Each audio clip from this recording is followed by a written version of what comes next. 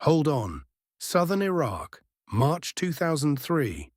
Night falls, and with it comes a sandstorm so thick it erases the horizon completely. The sky turns brown. The wind howls, tearing at skin, filling mouths with dust, reducing visibility to almost nothing. Most aircraft are grounded. Most commanders would wait. But not tonight. Helicopters lift into the storm anyway. Inside them, British Royal Marines sit in silence, gripping their rifles, unable to see the ground below or the enemy waiting for them. They go anyway, because if they don't, everything that follows could collapse before it even begins.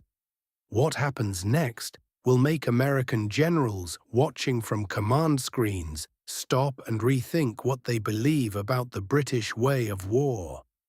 The British called their campaign Operation Iron Dagger. While American forces prepared to drive north toward Baghdad with overwhelming speed and firepower, British troops were given a different task in the south. On paper, it looked smaller. In reality, it was just as dangerous. They had to secure the Shatt al-Arab region, protect critical oil infrastructure, and take control of a major city deep inside Iraqi territory. Fewer troops, complex terrain, a dense civilian population, and an enemy that wasn't waiting in formation but hiding inside streets, buildings, and crowds. Around 46,000 British personnel deployed to the Gulf.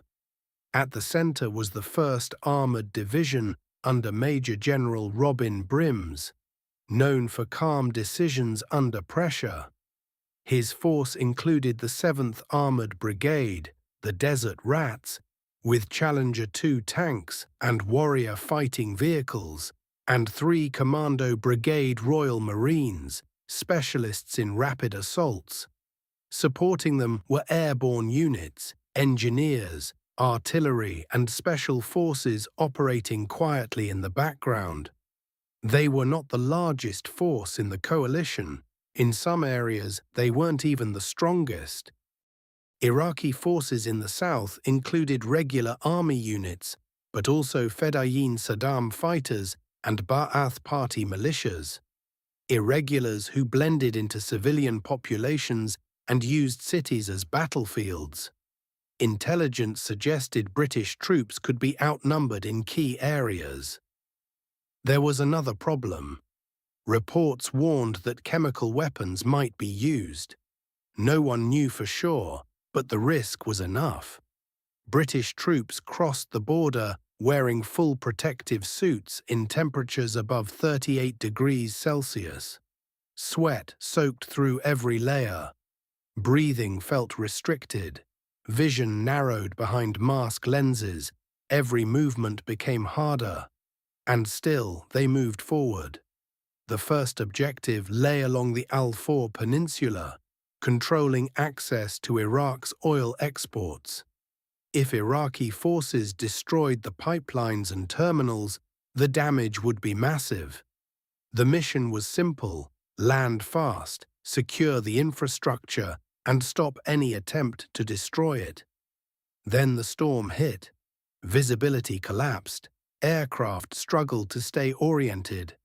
American support helicopters were grounded. Conditions were too dangerous. For a moment, the plan was at risk.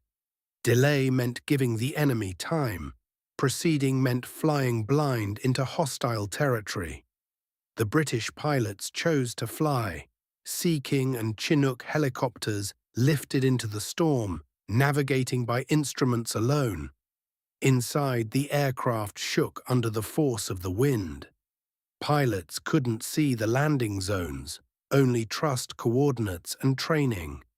When the Marines landed, they stepped into chaos.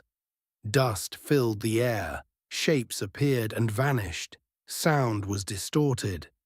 The battlefield shrank to whatever could be seen directly ahead. Contact came quickly, not from collapsing regular units, but from determined irregular fighters. Gunfire cracked through the storm, mortars landed without warning. Marines pushed forward through mudflats, ditches, and clusters of buildings, clearing positions one by one. Communication was strained, visibility was minimal. Progress was slow but controlled. Every step forward was deliberate. At the same time, special operations units moved toward key pumping stations deeper in the peninsula. Their mission was critical: secure them before they could be destroyed. These operations were fast and precise. Within hours, infrastructure that could have been lost was under control. Nearby, another objective proved harder than expected. The port town of Qasr was supposed to fall quickly. It didn't.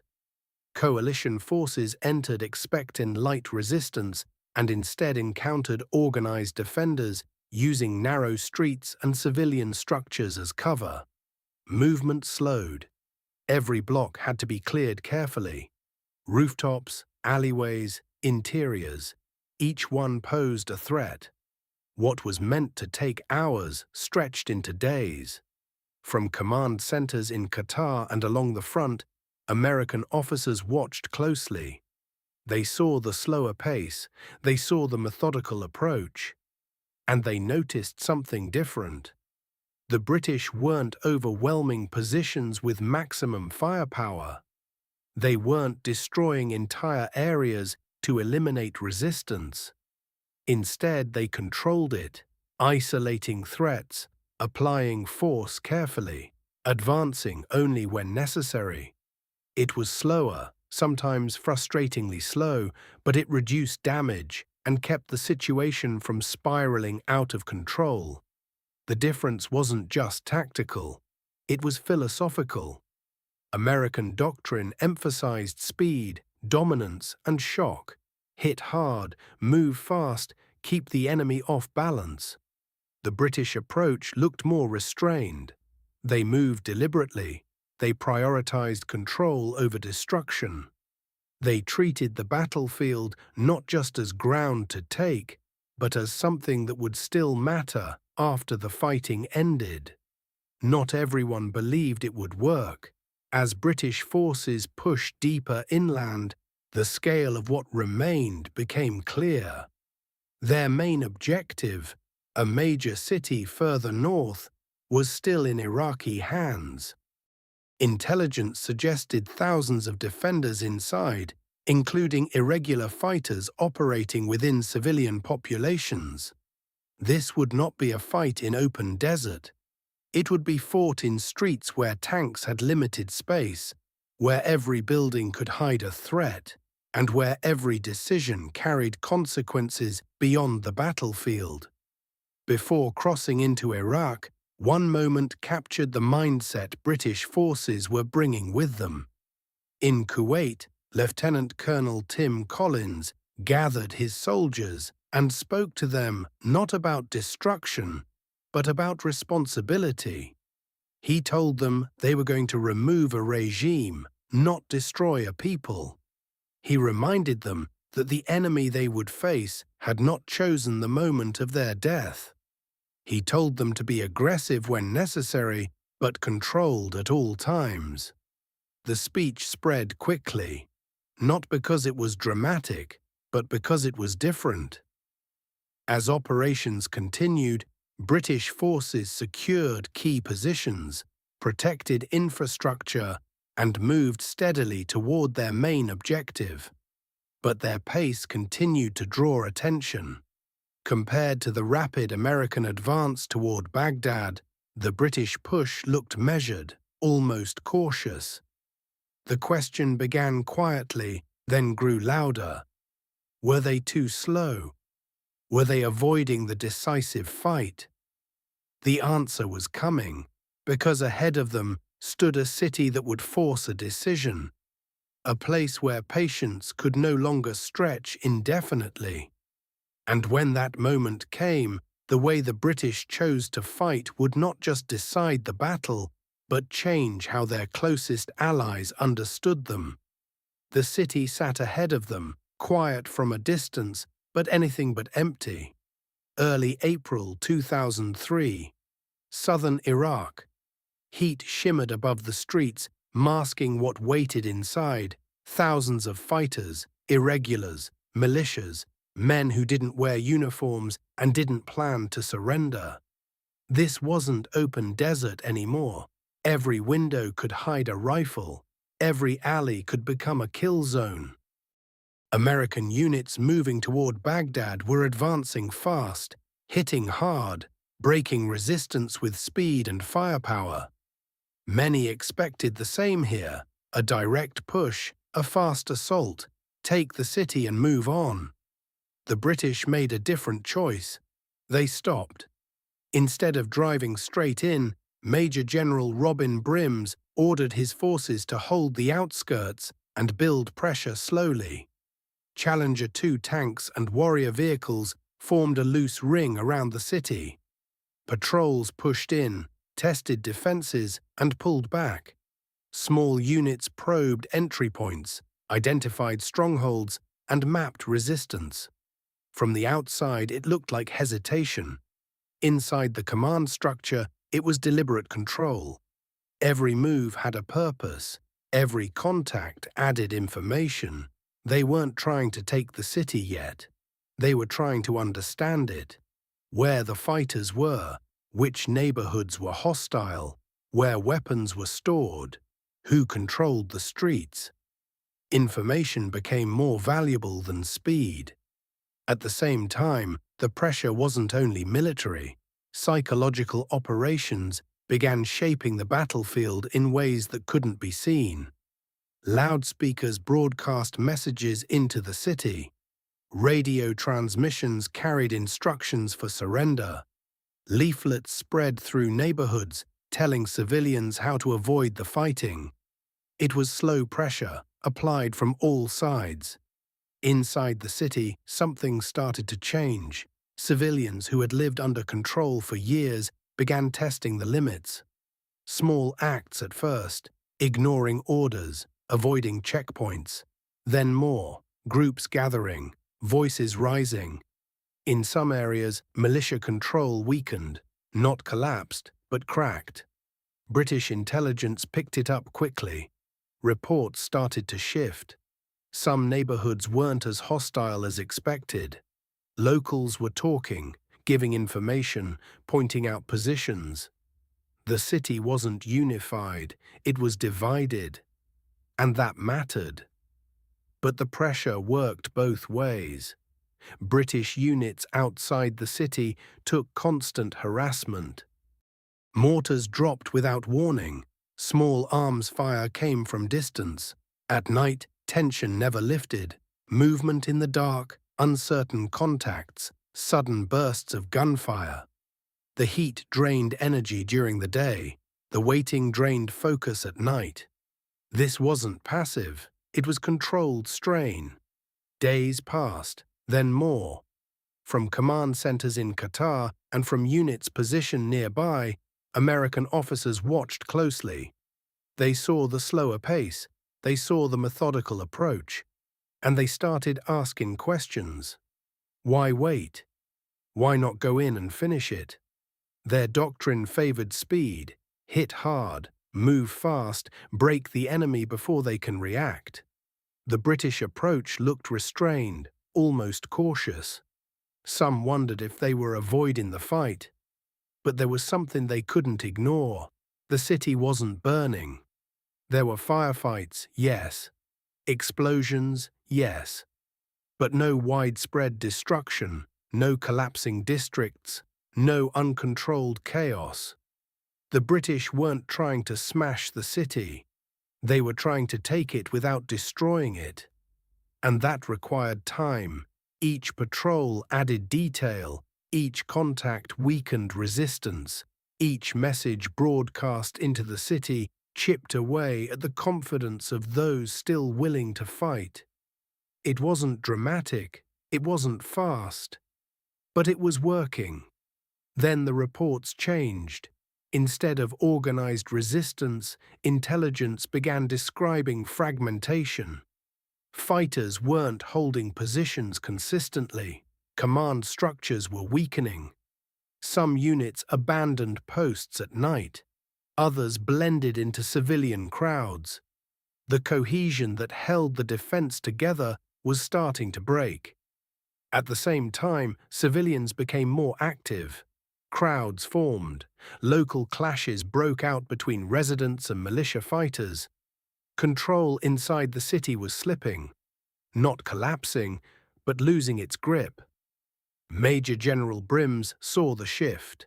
For days he had held back, building pressure, shaping the battlefield without committing to a full assault. Now the conditions were changing. The enemy wasn't strengthening, it was weakening.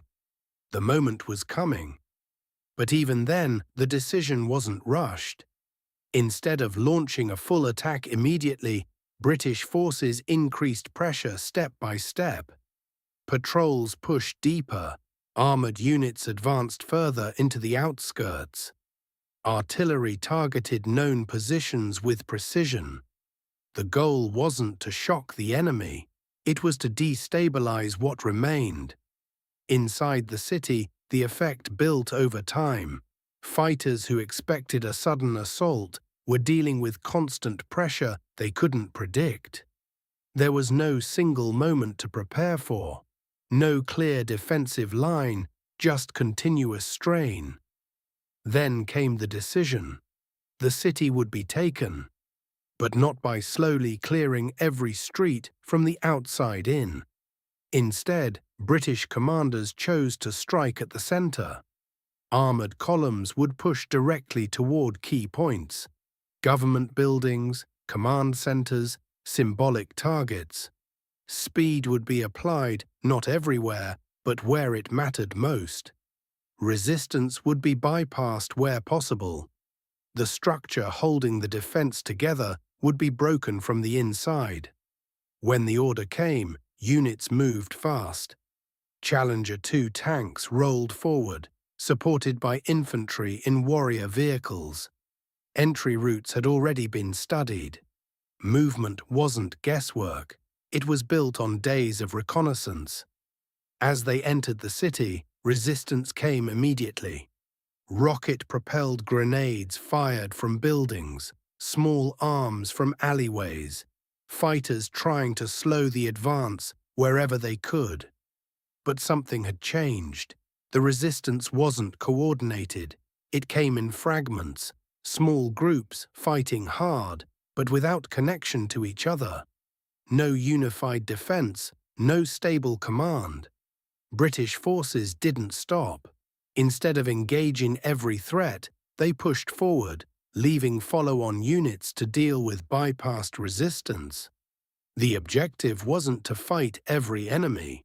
It was to break the system holding them together. And for those watching, especially American commanders, this was the moment everything became clear. The waiting, the slow pressure, the restraint. It hadn't been hesitation, it had been preparation. Because by the time the tanks entered the city, the battle was already shifting. The real assault had begun days earlier, invisible, building piece by piece.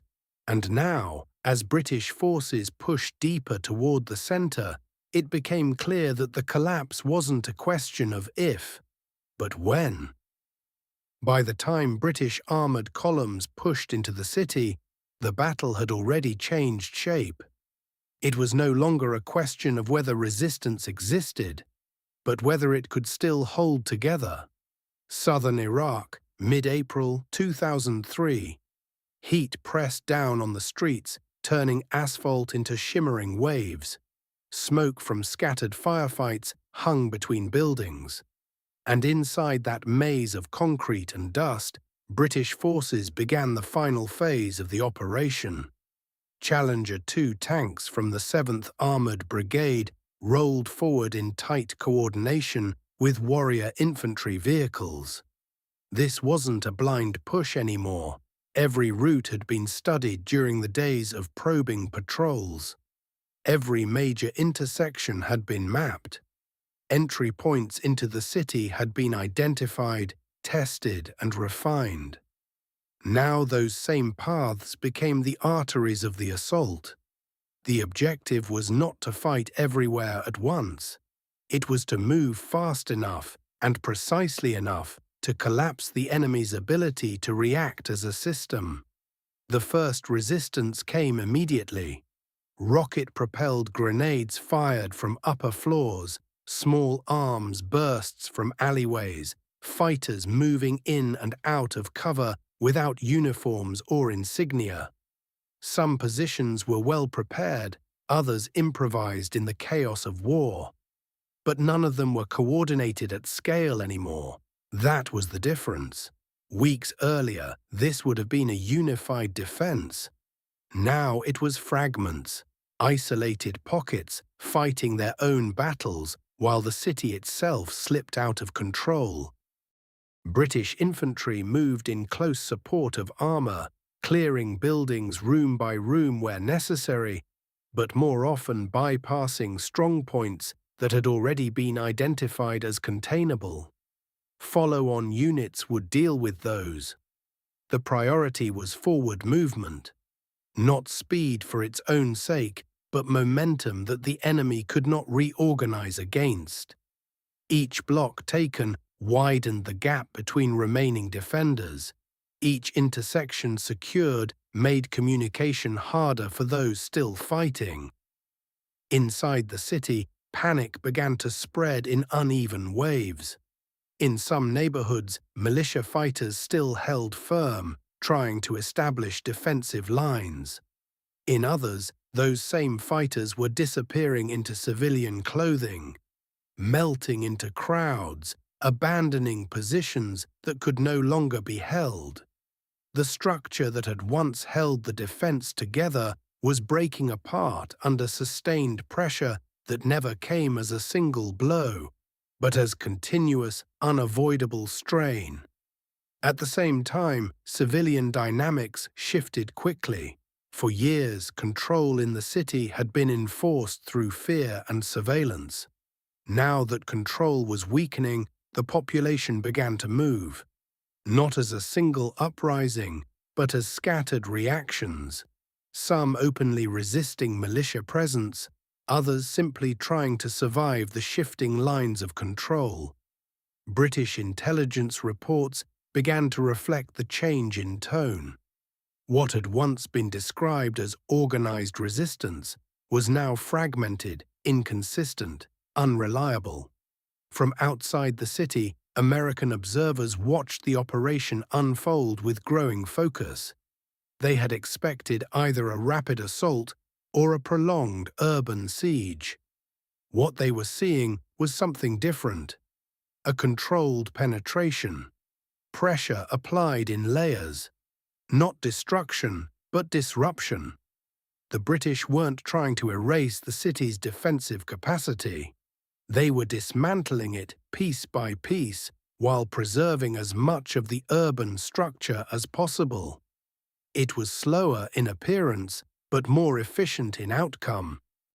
The turning point came when key command nodes inside the city began to fail. Communication between militia groups broke down. Orders were no longer traveling reliably. Some fighters continued resisting as if the structure above them still existed. Others realized it had already collapsed. That gap created confusion, and confusion turned into withdrawal. Not a retreat ordered from above, but a disintegration from within. Major General Robin Brims authorized the next phase without delay. Armored thrusts would now target central coordination points, government buildings, administrative centers, and symbolic locations that still held psychological weight for the remaining defenders. The goal was no longer to probe or test. It was to end the coherence of resistance entirely. When the advance intensified, the city responded unevenly. In some sectors, fighters engaged aggressively, trying to slow the armored columns with RPG fire and ambushes from narrow streets. In others, positions simply emptied before contact. British units encountered both extremes within short distances: fierce resistance on one street, silence on the next. It was no longer a unified battlefield. It was a collapsing system. Challenger 2 tanks proved decisive in this phase. Their armor absorbed hits that would have destroyed lighter vehicles, allowing them to continue advancing through contested zones.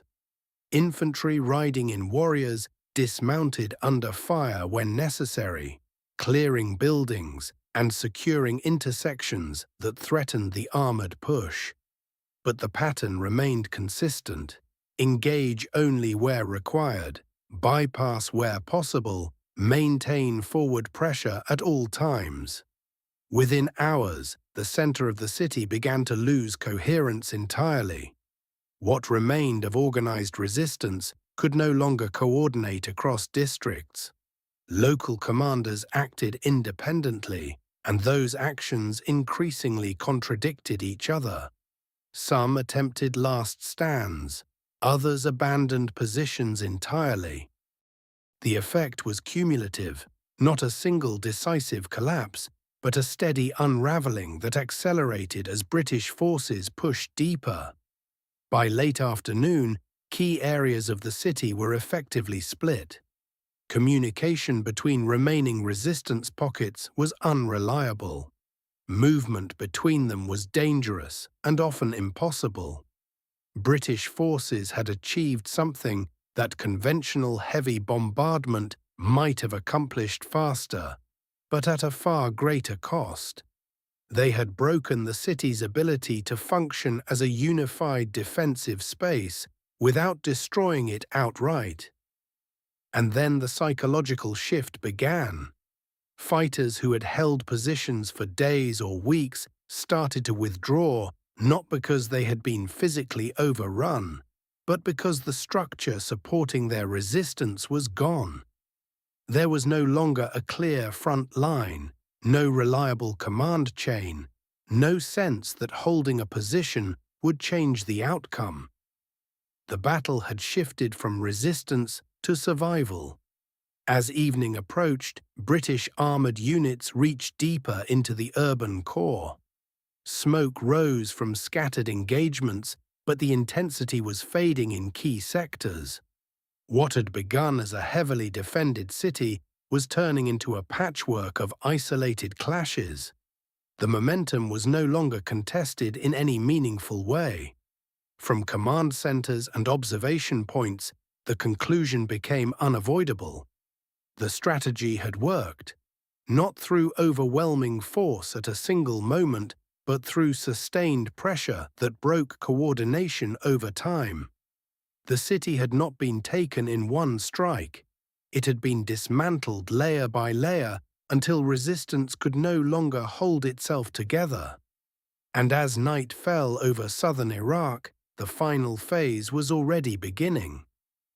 By the time night fully settled over southern Iraq, the battle inside the city had stopped being a battle in the traditional sense. It had become fragments, isolated bursts of gunfire in distant districts, brief flashes of RPG fire from rooftops, and long stretches of silence that felt heavier than the fighting itself. British armored units held key intersections deep inside the urban core. Challenger 2 tanks sat like immovable anchors at major junctions. Warrior infantry vehicles secured routes, and infantry controlled rooftops and entry points. The city had not been destroyed. It had been broken down layer by layer until it could no longer function as a coordinated defensive system. Inside those final hours, what remained of organized resistance collapsed unevenly. Some groups tried to hold final positions, but communication was gone. Orders no longer moved. Coordination between districts had failed completely. In some areas, fighters resisted until contact broke. In others, they simply disappeared into civilian clothing before British forces arrived. There was no single surrender moment. Instead, there was fragmentation, exhaustion, and withdrawal happening everywhere at once. Then came the shift that mattered more than any final firefight: the disappearance of structure. Not total silence, but the loss of organization. British commanders immediately understood the city had changed state. It was no longer a defended position. It was a collapsing system with no central control. As dawn approached, British forces moved cautiously through areas that only hours earlier had been contested. Streets that had seen ambushes and RPG fire were now empty or half abandoned. Weapons were left behind, positions were abandoned in haste, vehicles burned out or stripped. Civilians began to appear at a distance, unsure whether the fighting had ended or was simply paused. At first, they watched from doorways and rooftops. Then slowly, that hesitation turned into movement as reality became clear. The structure controlling the city was gone. By morning, the psychological shift became visible. Small crowds formed, not protests, but spontaneous gatherings of people testing what had changed. Some moved toward former regime buildings, others walked through streets they had avoided for years. British troops held positions with weapons ready, but posture was changing. This was no longer assault. It was stabilization under uncertainty. Then the situation broke open completely. Former government buildings were entered by civilians. Symbols of authority were torn down. Documents were thrown into streets. Furniture and equipment were carried away. Looting began immediately, not as organized destruction, but as uncontrolled release after years of pressure. British forces now faced a different battlefield entirely. Not enemy units, but mass civilian movement. Control had to be rebuilt in real time. Commanders responded with a visible shift that became one of the defining images of the campaign. Soldiers removed helmets in certain areas and operated in soft berets where appropriate. It was not tactical, it was symbolic. The force posture had to shift from combat dominance to controlled presence. Too aggressive risked escalation, too soft risked collapse.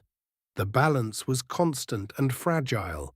British troops began direct interaction with civilians, guiding movement, preventing clashes, distributing water where possible. But beneath the surface, the cost of the operation was already present. The campaign included British casualties, killed, wounded, and others lost in incidents that would later become politically sensitive, including friendly fire cases. Each loss added weight to an operation that had succeeded militarily but carried unavoidable human cost. Alongside official reports were individual stories that defined the reality of the campaign. Drivers extracting damaged vehicles under fire, infantry holding positions in extreme heat under intermittent attack, units adapting in real time to conditions that changed faster than any planning cycle. These were not abstract outcomes, they were split-second decisions under pressure where hesitation meant failure. When American commanders reviewed the operation, their response was careful but clear. What they had expected to be a rapid armored assault or a prolonged siege had instead become something different: a controlled dismantling of a defended city without destroying it. The method did not fit neatly into existing doctrine. It was not about overwhelming force in a single moment, but sustained pressure until coordination collapsed.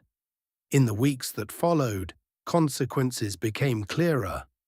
The city was secure militarily, but stability had not replaced conflict. Governance structures collapsed. Security vacuums formed quickly. The same networks pushed out of control began to reappear in new forms, adapting rather than disappearing. What had been a conventional battle became long-term instability almost immediately. For British forces, the experience did not end. It changed form. Patrols, checkpoints, and civilian management replaced assault operations. The city was taken, but taken no longer meant full control. It meant responsibility in an environment where conditions changed daily. From outside the battlefield, analysis began immediately. Some focused on restraint, intelligence-led operations, and controlled escalation. Others emphasized the risk of giving resistance time to adapt. American and British officers debated the same events differently. Was this a model for urban warfare or a method dependent on unique conditions? But for those inside the city, it was not theory. It was pressure, movement, exhaustion, and adaptation under uncertainty. The outcome was not clean, but the structure of resistance had been removed, and that defined everything. Years later, interpretations would remain split. One emphasized discipline and control. The other emphasized instability after victory. Both were true in different ways, reflecting different phases of the same operation. But in those first hours after the silence, before anything else began, one fact stood alone. A defended city in southern Iraq had been taken, not through overwhelming destruction, not through a single decisive strike, but through sustained pressure, controlled movement, and the gradual collapse of resistance until it could no longer function as a system. And in that moment, beneath dust, smoke, and heat, that was enough.